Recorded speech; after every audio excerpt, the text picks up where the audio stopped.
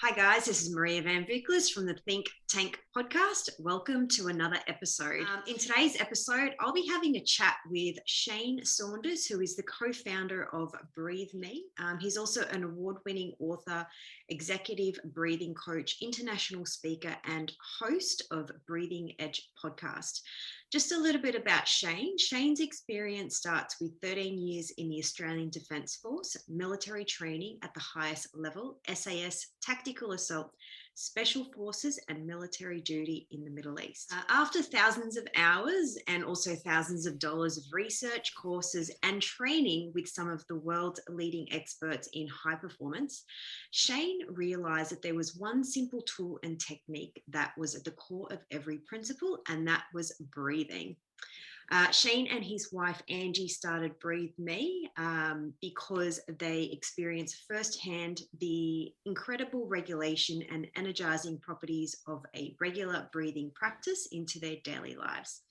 So in today's episode, we'll be having a chat about effective decision making for business leaders so as you can boost your mental clarity and focus for award-winning outcomes in business. So there isn't any better episode than this, so let's get straight into it. Welcome, Shane. Thanks, Maria. Thank you for the introduction. You've got an amalgamation of so much experience behind you, so I'm really looking forward to listening and learning more about what you do and why you do what you do. So tell us a bit more about something that everyone doesn't really know much about yourself.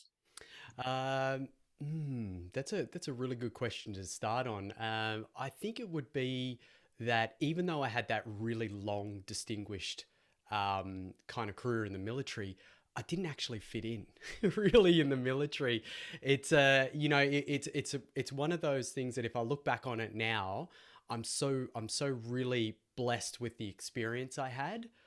But at the time, I was kind of like a square peg in a round hole in there, constantly trying to innovate things. I was, constantly trying to go out of the normal bounds of trying to do things as well, and trying to find things that worked that were not conventional as well. And so, as you can imagine, trying to bring that into a very, I guess, it is a very narrow, this is the way we kind of do things in the military, and that has its really good parts to it, but then it has some negatives that, they're pretty slow to come on to new.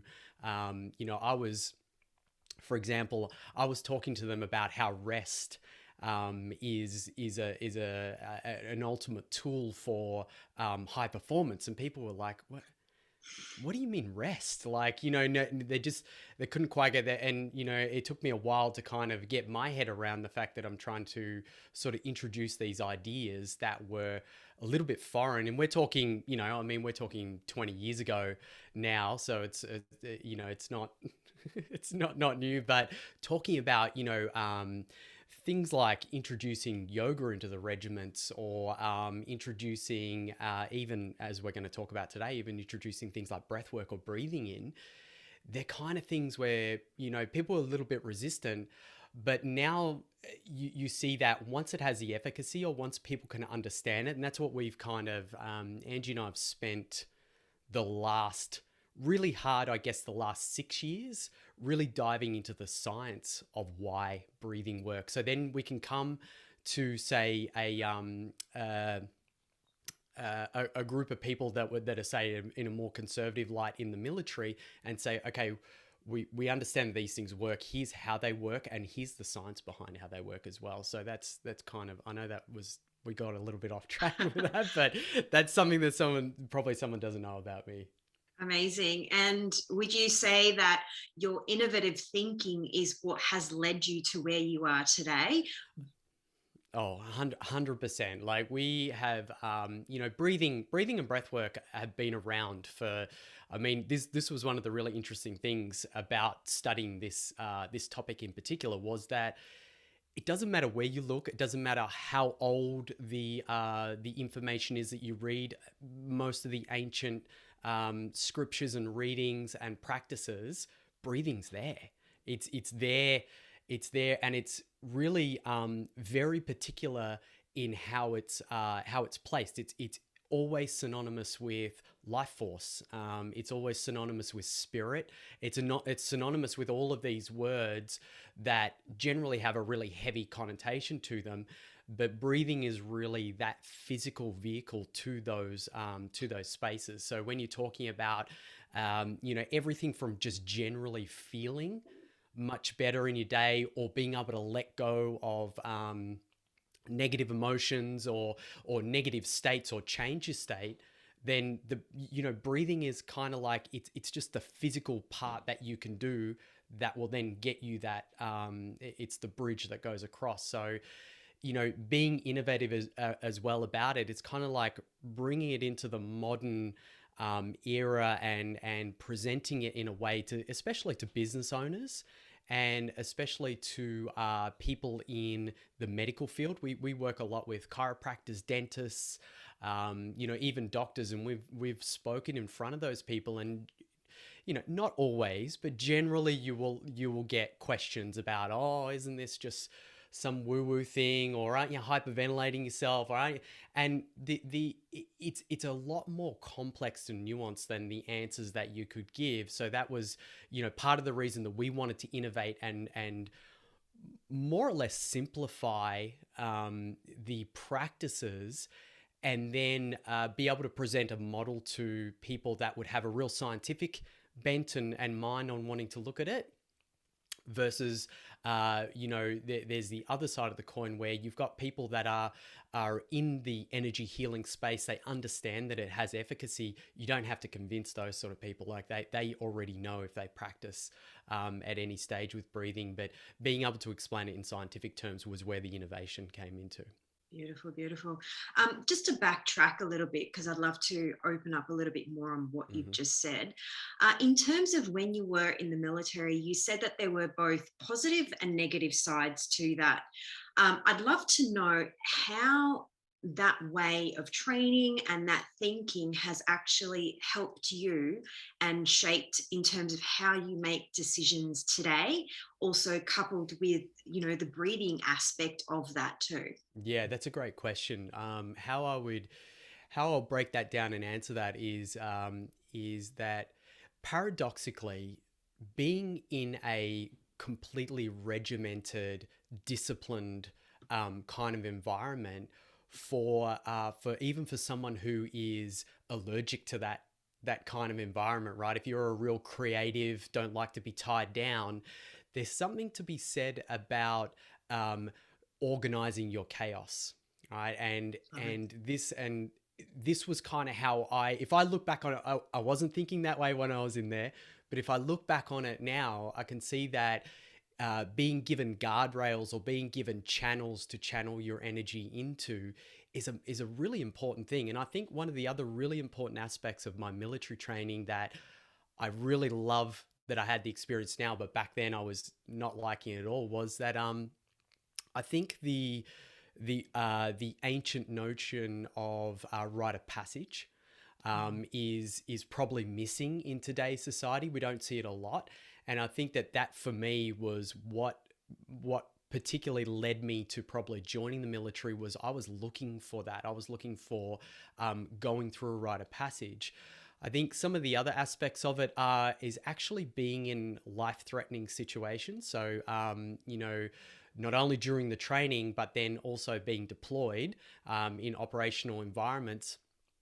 There's something that it's a difficult aspect to describe, but I think that when your life is threatened in a positive way, it wakes up things in you that I think that if you've never experienced that in your life. So, for example, if you lead a really comfortable life and you've never been stretched, or you've never been put in a situation where your life's been threatened, there's something that happens. There's an atrophy to the way that you see the world, to the way that you behave, actually. And it can be, we can kind of go into mass psychology about it, but I think that sometimes what I see, and this is a personal opinion of mine, that's happening today, right? Let's take this today, for example. We've got the pandemic, we've got all these things happening, and it's almost like if you've never been in one of those situations where you've either served or you've been in a life-threatening situation or something like that, hard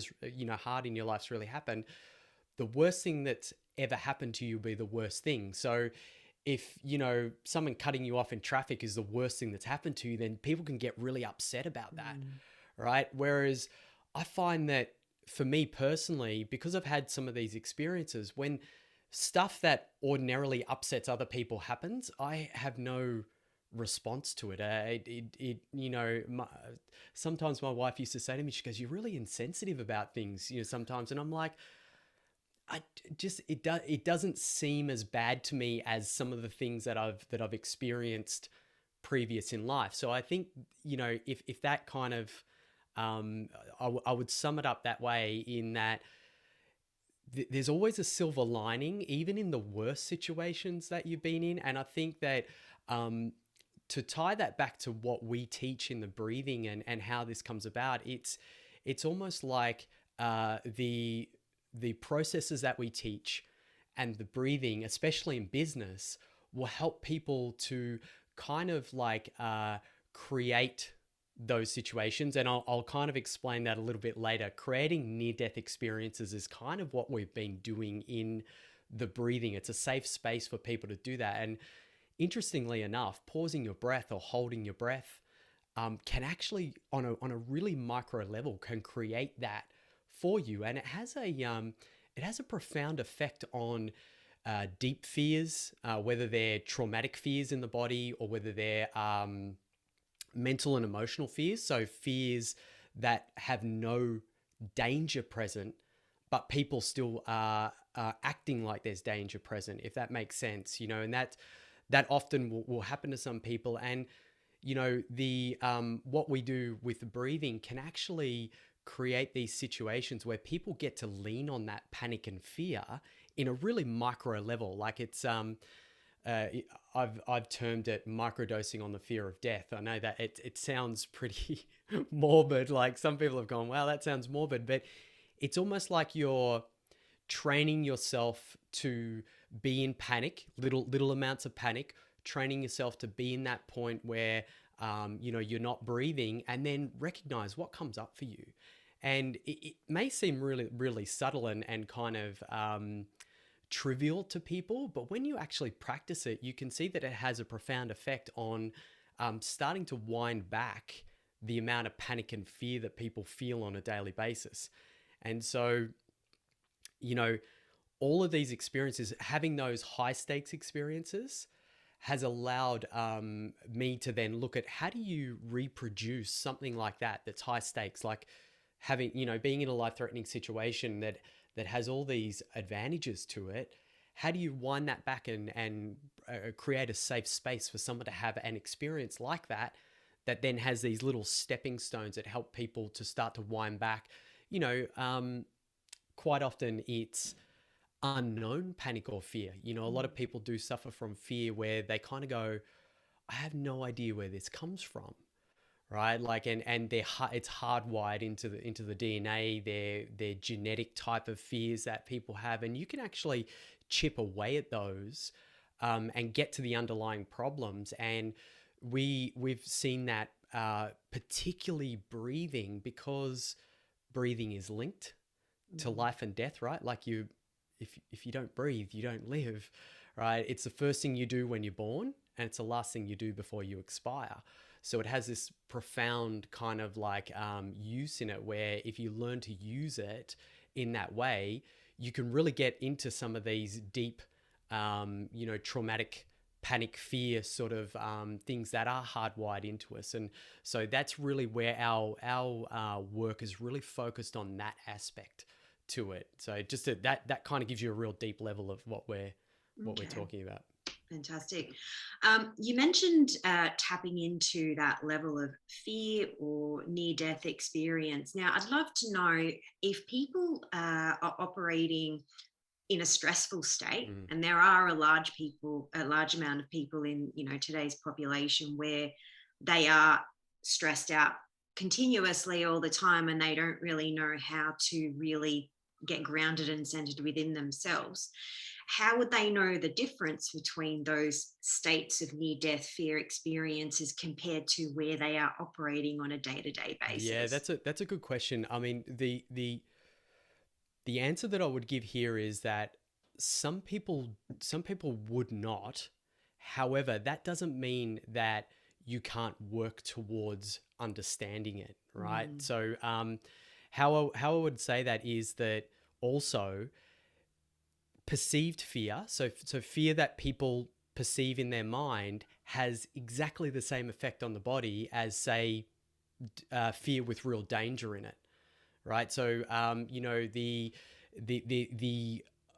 low frequency, consistent fear, say, example of worrying about daily stuff, worrying about your mortgage, worrying about how you're going to feed your family, worrying about whether your business is going to fail or not. These are all kind of low frequency, consistent fears in the back, but they create the same chemical cocktails in the body, the same, Mm.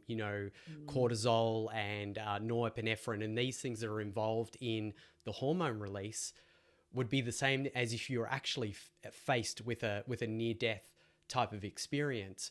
So, I would assume that most people would kind of understand that's pretty much been spoken about in a lot of science now, that whatever you perceive can be just as your body will register it as fear just as much as if there's danger there. So how we've looked at dealing with that through the breathing is very particular, actually, because when you have a fear response, perceived or real or perceived, then it's going to change the chemical axis of the way that your body uses the oxygen and the CO2. And this is all rooted in the central nervous system. And so the slight changes in your breathing to respond to whatever the threat is can become chronic, right? So you can get stuck in these what's called a dysfunctional breathing pattern just from having a trauma, real or Mm. imagined. So what we have these days, and there's a really interesting statistic when we were learning this about, and CO2 is really important in this whole thing, and we'll get to that in a minute. What we learned was that there's these staggering statistics where 60% of ambulance call-outs in the US are due to a breathing problem. Wow. But people think they're having everything from heart attacks to panic attacks Mm. to you name, like the list of symptoms is so long that when we looked at these lists of symptoms, Angie and I were like, wow, people have got to know this. They've got to know that they may think they're having a heart attack or they may think that something else is going on, but what in fact is happening is their breathing has shifted only a small amount. That's affecting the gases in their body. It's affecting whether oxygen gets to your brain or gets into your tissues or not. It affects your blood pH. It affects the neurotransmitters in your brain. So all these things that we just talked about that are the process that you register all these things in the body are all 100% affected by how much CO2 you retain in your Mm. breathing from breath to breath. So we're breathing approximately 20,000 times a day. So there's 20,000 opportunities to make a little micro adjustment, either in the direction of fear and panic or in the direction of stability. So, so that's why it comes down to this really important thing, this really important process of discovering your dysfunctions in your breathing, then learning what's the difference between an intervention and self-regulation. And how that is really important is that, say, for example, you get into a panic state, someone will say to you, just take a deep breath. Mm. Now, that may not be the answer, although it sounds like, hey, that's a real simple thing to do. What we've discovered is that sometimes that's not the full story. It's more about, that's what we would call an intervention, right? You're going to intervene and stop, but it doesn't mean that it's going to stop the chronic dysfunction in your breathing. You have to then get from an intervention to self-regulation. And what self-regulation means is that you're not just taking a deep breath when you feel panicked. What self-regulation means is that you're body and the chemical axis that controls your breathing in your body responds to the environment before you do, right? And we, if we look in, with most behavioral science, I think most people will already know, or if they don't know, your body responds to your environment faster than your mind can even think about it before it registers, right? Like if someone throws a ball at you, your hand comes up and catches it. You don't have to think, move the hand, catch the ball. It just happens. Your breathing responds in the same way.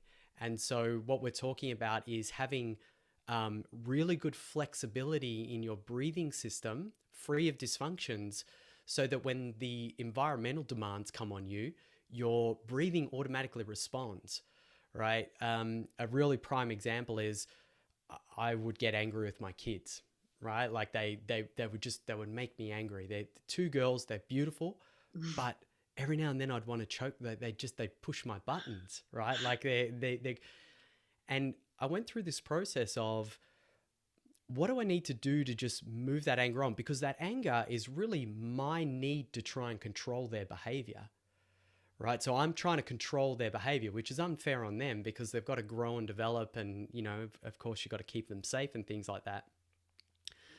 But what it took for me to think about breathing low in my stomach first. So I had to think about it. I was like, okay, every time I felt that anger come up, I'd take a nice deep breath in through the nose and breathe low in my belly. And eventually what happened was, the more I did that, the more it started to become an unconscious thing. And now when it happens, I notice that I'm already breathing low in my belly and responding to the anger or whatever the upset is. I'm already responding to it, or my physiology is already responding to it. And so that's the main goal. And if you put this into a business context, if you're a CEO or you're leading people,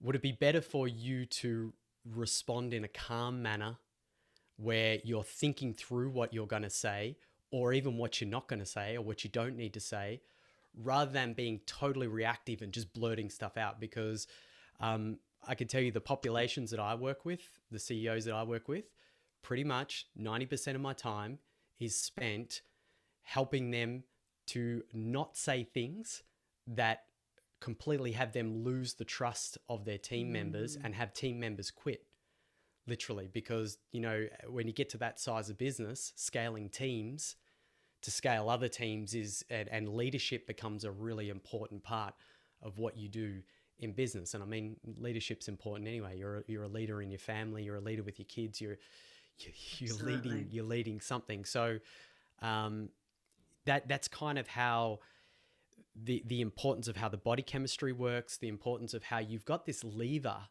if you like. The breathing is this ultimate lever where you can take it out of automatic and put it into manual drive and train it.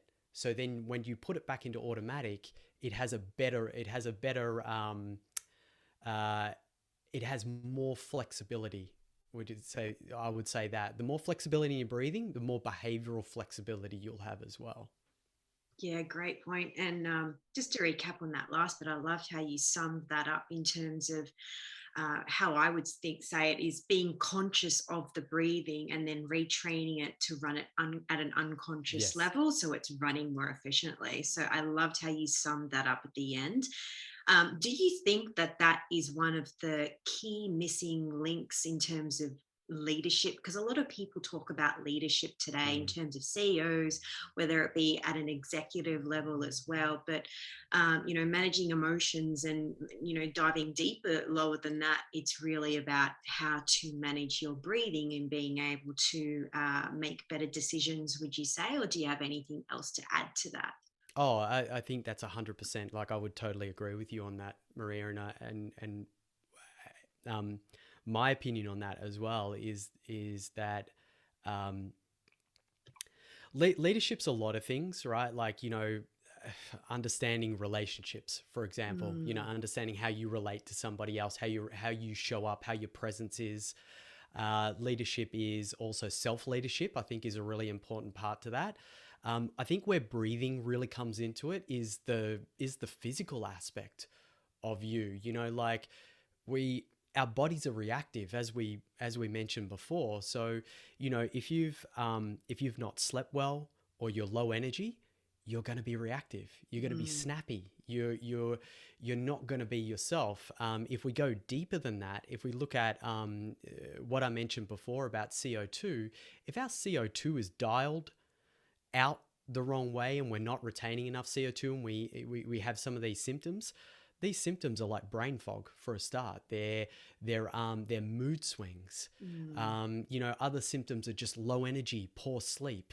So think about when you're a leader, if you're not showing up with your A game, if you're not showing up feeling energized, ready to lead, you know, the energy of the founder, you know, we talk to our CEOs and the people that we work with, and we say to them, the energy of the founder is so important. How you show up every day matters so much because people are looking to you. They're looking to you to model you. They're looking to you to serve you. You know, and that goes both ways. Being of service is another huge part of leadership, right? Learning how to effectively serve. You know, we have another little saying is know when to lead, know when to follow, and know when to get out of the way, right? And so, you know, in a leadership role, it's not just a hierarchical thing. That would have been another thing that I would have struck down against the military thing was that everything's hierarchical Yeah. leadership. While that's good in one sense, it's not so good in other ways. And I think that a leadership model needs to be flexible in that way that you can have that aspect of, you know, the leader can then know when someone knows how to do something better than they do to just move on out the way and support, you know, become the person who serves them.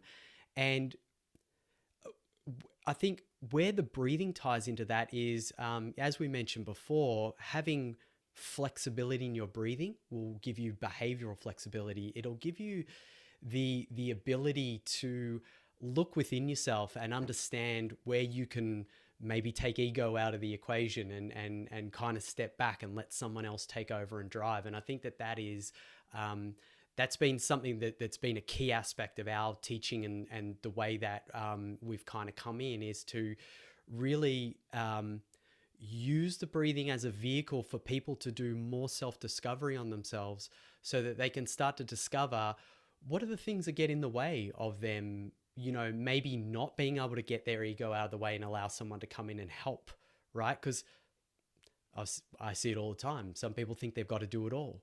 They can't accept help. They're totally responsible. Obligation versus calling, right? We go through that a lot where people are like, oh, I feel obligated to do everything. And I'm like, what if you felt called to do it? What if it was a, you know, so these perspective shifts on behavior, on values is another big thing. And what you know, what we've kind of really taken notice of is that the more people get that their physical vehicle under control, the more that they can feel calm and feel centered and feel energized and feel good within themselves, the more these other you know, aspects of values and things can come out and people can understand that, you know, they can collaborate much better with people. Mm. They got more patience, right? This is a huge one. Patience is a huge thing, and I believe that breathing teaches you that. It teaches you how to have that patience. It's an amazing gateway for meditation, right? And without even going into meditation, because breathing and meditation are not quite the same thing. A lot of people will ask me that. They'll be like, "Oh, well, isn't it just meditating?" And I'm like, not exactly. But it is very much the gateway to get into having a proper meditation practice, because meditation also reinforces everything that we were just talking about: patience, leadership, the ability to self-reflect, the ability to relate and have magnetic relationships with people. All of these things will come down to how do you feel physically. And at the base of, I've always said this, at the base of personal excellence, I believe that breathing, if it's not the base, it's definitely one of the cornerstones of it. Awesome. And this is actually a great segue into my next question, because I'd love to know, how can one implement efficient breathing, even at the most basic level, if they've never done any of your trainings or your courses or worked with you? Yeah. What can someone do from listening to this interview, this podcast episode? What can they implement straight away, or what can they fine tune in order to increase Yeah, mental that's clarity? great question. And the this is the really interesting answer to this thing is do nothing but observe your breathing. Right. And I know like and let me explain. I'll really break that down and explain it to you. Um Even just sitting for 3 minutes in the morning, or even let's make it even simpler, 30 seconds, right? Just sitting for 30 seconds and tuning into your breathing, that two things will happen, right? Number one, your breathing will shift straight away. You'll come into a calmer way of breathing. The second thing that will happen is you will actually connect with your physiology.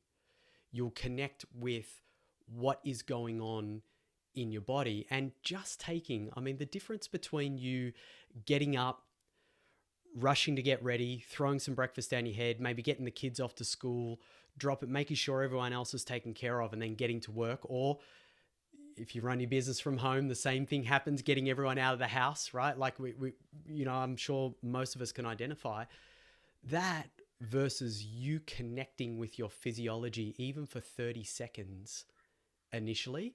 There is going to be a monumental difference between how you perform throughout the day. And of course, it's a cumulative thing, right? Like it's not what I'm saying is if you spend 30 seconds once, you're going to have an effect. But if you spend 30 seconds for the next 7 days, and then you build that to maybe spending 3 minutes, then maybe 5 minutes, and then maybe 10 minutes, we often find, Angie and I have found that the sweet spot is somewhere between 6 and 9 minutes. Wow. Is the sweet spot for someone. And it's not a lot of time, right? And it's marketable too, right? Like less than 10 minutes, right? So it had, we find that just that time, not even having any particular guided breathing pattern or anything that you have to do, just sitting with your breathing and recognizing it is enough for your body to kick in the natural instinct for breathing and start to calm your breathing down, start to breathe more efficiently so that you are retaining more oxygen and CO2 in the right balances. All of that will happen. The other thing that I would add to that is really noticing if you are breathing through the nose or through the mouth. Very, very big difference in those two. Breathing through the nose conditions the air. It gets air down to the bottom of the lungs where most of the alveoli are. Your nose is actually designed to push the air down, and the volume of air, believe it or not, you get a better volume and a better quality air through the nose than you do through the mouth. Wow. And that's, a lot of people don't realize that. And when we talk to a lot of people, they'll often say, oh, but I feel really constricted if I start breathing through my nose. I mean, all you have to do is tape your mouth for 5 minutes and notice what happens. And this is often something, when you get to the extreme end, that's something that we prescribe to people is doing that. But what's actually happening when you do that is your body is trying to reconfigure to account for the change in the gases. But that's what you eventually want to do. So nose breathing, put it this way, I mentioned breathing dysfunctions. Breathing through your nose is kind of like weightlifting for that. It's kind of like, okay, you go to the gym, you're going to do a few reps, right? Just start out with a few reps and then build it up till you're doing a full workout. So kind of really recognizing if you're mouth breathing or if your nose breathing is kind of like that. So they would be two things. Two really easy things are just sit and just notice your breathing. You don't have to do anything. Just let it do its thing, and just notice if you're breathing through your nose. And you can do that start out with 30 seconds a day and build it up to somewhere between 6 and 9 minutes. Excellent. That sounds so simple. And I don't know about you, Maria, but for me, the most profound practices and things are often the The most most simple, simplest. the Yeah. simplest things, right? Like Mm, it's, complexity sometimes is not the way to go. absolutely. You also mentioned earlier how we respond to our environment and we need to increase or regulate our CO2 levels. My question to you about that is what things in our environment actually affect or impinge on our CO2 levels, and what can we be aware of if that is the case? Yeah, that's a good question. Let me think how I'd answer this.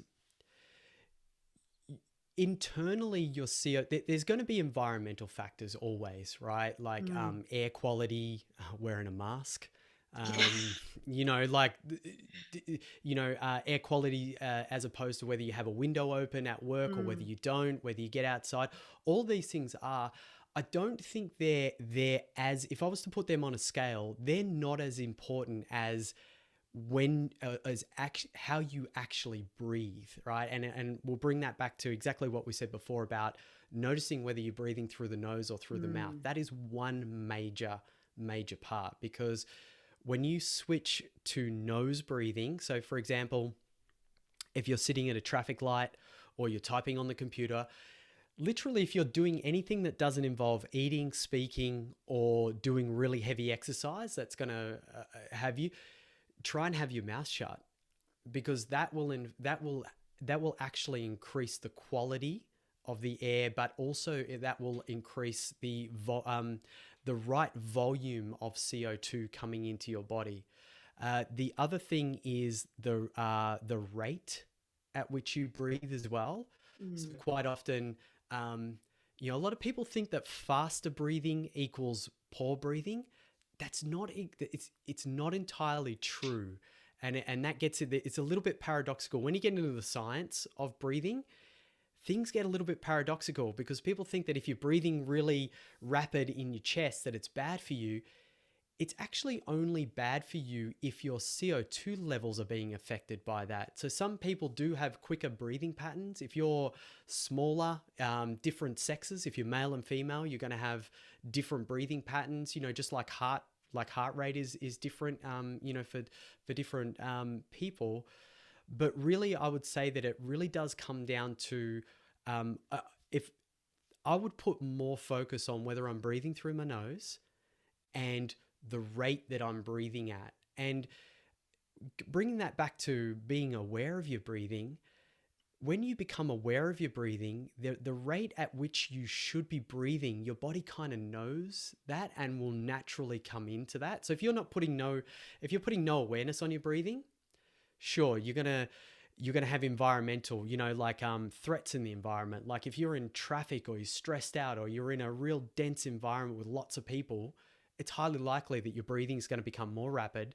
You're therefore going to feel a little bit more anxiety from mm, that.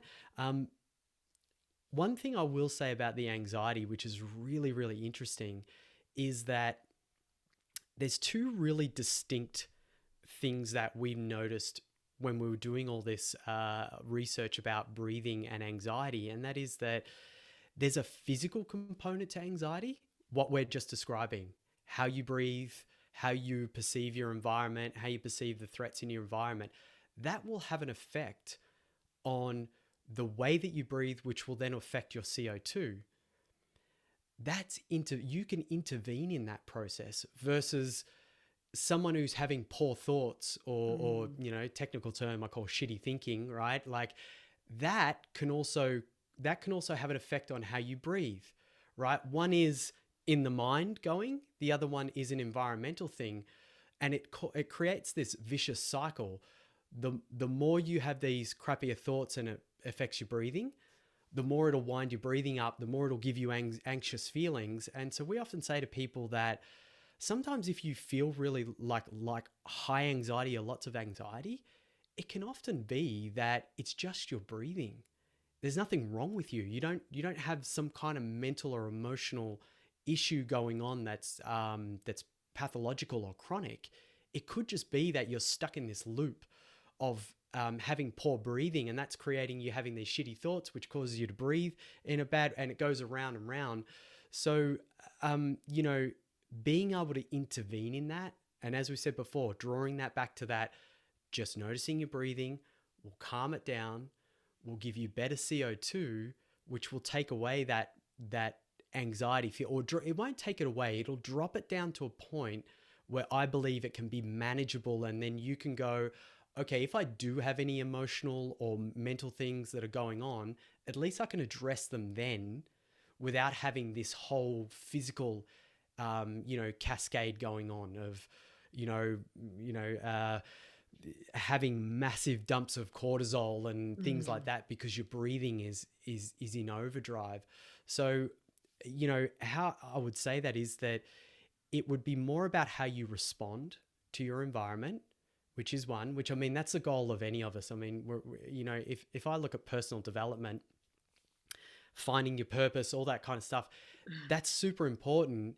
And there's how you respond to your environment and everything is another huge part of that puzzle. So, you know, to kind of like sum that up, it would be how you respond, but you've always got this mechanism that you can take out of automatic and put it into manual and go, just take it. Like, even if you sigh, like a sigh of relief is what your body naturally does to create relief, right? It's called a sigh of relief for that problem. Love it. Right. And so we always say to people, take a sigh before you respond to anyone. If you're sitting in traffic and things are getting on top of you, take a couple of sighs. See how it creates relief in you, and then you're thinking it's enough of a little tiny gap for you to go, oh, okay, maybe I'm making more out of this than it needs to be, or maybe I don't need to respond in this way to this person, or, you know, it can just, it's a really great way to give you that little gap. So I hope that answered your question. No, that was fantastic. And I love, you had some really good, great points in there in terms of, you know, the sigh of relief, but also, you know, taking back your own personal power to create that change. And, you know, a simple thing is, you know, getting back in touch with your breath to be able to manage whatever is happening at that time, because people, I guess, tend to label what they're unconscious of, and really all you have to do is step into what it is and, you know, address it to be able to manage it, and then take charge of, you know, your own mind and then your own outcomes, I would say. Yeah, look, I agree with you 100%. And Maria, I think, you know, studying all the behavior change stuff and NLP and, you know, and all the things that I've studied around behavior, breathing is it's kind of like this really great tool that you can use to operate all those things, right? Like, you know, as you mentioned before, how you respond, you know, putting labels on things. Your breath is there so that you can cycle 1 or 2 breaths. It relaxes and calms you, and then you get a chance to respond rather than react. And I think that's just, it's like a golden tool right there that you can just go, okay. And so, you know, any of the change stuff that I've ever done, I can see, I like look at it and I go, oh, wow. Like if you take a breath in between that's how you can make that work. If you're, you know, for people that are, you know, a really classic one for us is you want to go and rummage around in the cupboard to try and find a biscuit or find the chocolate or and I've said to clients, and we've done this ourselves, take 3 sighs of relief before you do that. Or if it's really strong, go and sit on the couch and do, you know, a really aggressive style of circular breathing. You have to obviously build up to this, but if you do this breathing method before it, sometimes you come out of it and you go, wow, I think I wanted air rather than the chocolate. Right. Or, you know, and it can often be that craving or that satiation for things is air hunger. It's an imbalance in your gases. So not only at a chemical level are you taking care of things, but also at a mental level, you're kind of going, wow, if I can take 30 breaths and it stops me from doing a habit, you know, whether it's eating something or whether it's smoking a cigarette or whatever the habit is that you're trying to knock or you're trying to change, it's a physical thing that you can actually do that gives you a state shift. That's a real important part about it. I think that can't be understated, is that the state shift that you can achieve in 1 or 2 breaths or in 30 seconds or in 3 minutes is so profound that it will have you think differently about the thing that you're about to do. Yeah, beautiful. So I'd love to know, what is an example that you can share about how the power of breath has truly transformed you as a leader? Oh, wow. Apart from everything else that I've told you, Yeah. I would draw it back to dealing with my children. The the ability to self-reflect on myself through the breathing, whether it's sitting and doing 10 minutes, 20 minutes, or 30 minutes of breathing and getting into that hypnotic rhythm of the breathing and having these profound, whether they're a thought or something dawns on you in those sessions.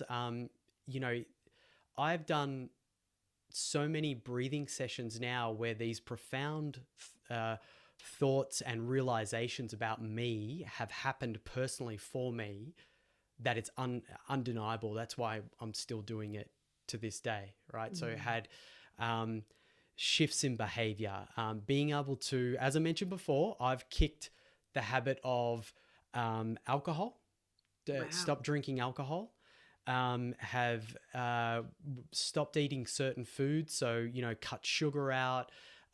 We've cut coffee out, those sorts of things. And all of those I did with having the breath or having some kind of breathing intervention involved in it, where it's the thing that I was like, I'm going to promise myself I'm going to do the breathing before I go and do that thing. Mm. And it's created so many shifts in the way that we do that. But I think one of the major things has been sleep. It's so profoundly affected the quality of sleep that I get.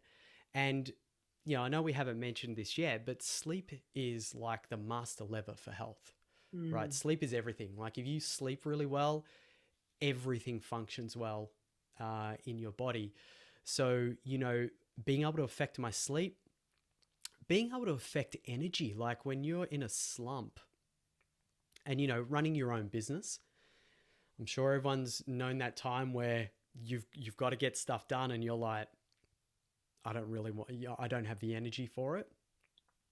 Being able to call forth energy, and I mean that not in the, not in the cartoon fashion of like, calling down the energy, but just being able to go, I need focus, I need strength, I need, things, and being able to sit down, even if it's for like 9 minutes or 10 minutes or 15 minutes or whatever it is that you need, and be able to conjure that up or evoke or bring that energy into your body and then go, okay, I feel good to now take this on. Public speaking, being able to address large groups of people. I mean, I've spoken in front of 2,000 people. I've spoken in front of, you name it, like everything down from that, large groups of people here and there. You always get nervous. Mm. I don't think you'll, I don't know anyone. I've spoken to a lot of professional speakers and in fact coached quite a number of them, especially in breathing, and everyone gets self-critical and nervous about that. I don't think that anyone could say, oh no, it's no sweat for me. Maybe there is. I haven't met them yet. But I think things like that, Maria, like being able to be ready to give your best or to address, people or give information, important information for people, doing videos, creating video content. I mean, there's nothing that I haven't done that I'm not breathing while I'm doing it. So I would say that they're the main ones that I could draw on now without going through a whole other laundry list of stuff that I would say that have been major effects. I mean, the way that my relationship is with Angie is purely because of that. I mean, I've stopped myself trying to control her or saying things to her that I know that are going to sting her in an argument. That it's just enough to stop me going, I don't need to behave this way. I don't, and you know, we've really been able to stamp out a lot of contempt out of our relationship, which I think is a huge thing when it comes, you know, being able to speak about each other with no contempt. I think is an amazing thing, and that I would put that all down to the calming effect of learning to effectively breathe, and you know, that just, it gives you that space. It's really amazing. Like the power of breath is just, I think, so underestimated, you know, to the general population. So I think It's a if everyone, simplicity. It's a yeah, if everyone simplicity that just, gets everyone. It is. Everyone just goes, well, I don't, you know, I think there's an apathetic type of attitude towards it, like, ugh, mm, what's it going to do, you know? yeah, And, you know, I think this is important to say too, Maria, is that you have to work at it.